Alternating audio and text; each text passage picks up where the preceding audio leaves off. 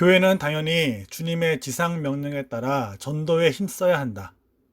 때를 얻든지 못 얻든지 구원의 이름인 예수님을 전하는데 전심전력해야 한다. 그래서 교회는 물티슈와 같은 전도용품을 만들거나 노상에서 테이블을 설치하고 T전도를 하기도 한다. 그런데 이 같은 전도의 모습을 자세히 보면 과연 이들이 올바른 전도를 하고 있는지 의구심이 든다. 왜냐하면 이들이 과연 전하고 있는 것이 예수님인지 아니면 자기 교회인지 혼란이 오기 때문이다.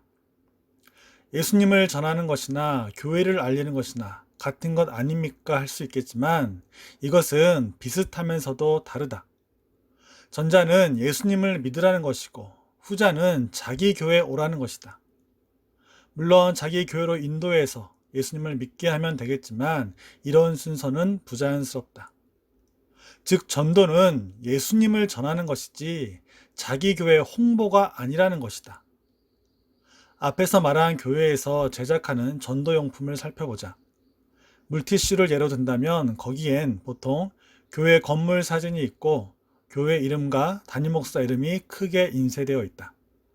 뒷면에는 예배 시간이 안내되어 있고 교회 주소와 전화번호 등이 있다.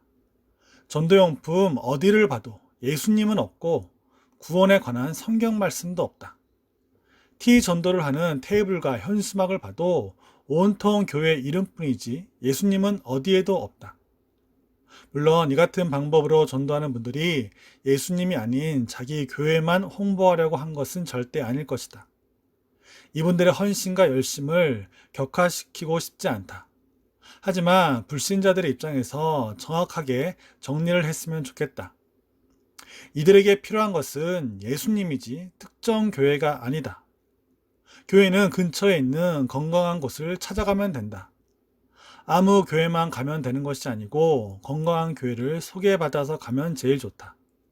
즉 이들이 들어야 할 이름은 예수님이지 특정 교회 이름이 아니라는 것이다. 또한 노방 전도를 나갈 때 자신의 속마음을 솔직히 한번 떠올려 보라.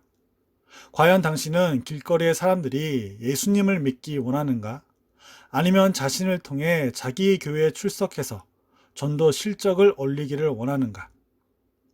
이런 의미에서 보자면 전도는 자기 교회 몸을 불리기 위한 방편이 아니다.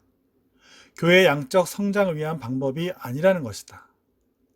개인적인 바람이지만 모든 교회가 전도용품과 T전도 현수막에 교회와 목사 이름을 빼고 예수님 이름과 성경 구절을 넣으면 좋겠다.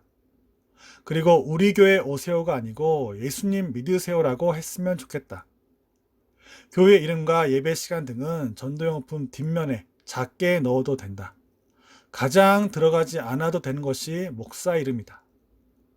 과연 당신은 예수님을 전하는 전도를 하고 있는가? 아니면 자기 교회 홍보를 하고 있는가? 만약 이것도 아니라면 가장 최악인 교회 홍보조차 안 하고 있는가? 전도는 교회 홍보가 아니라는 것을 명심하고 세상의 유일한 구원의 이름인 예수님을 전하는 우리가 되도록 하자.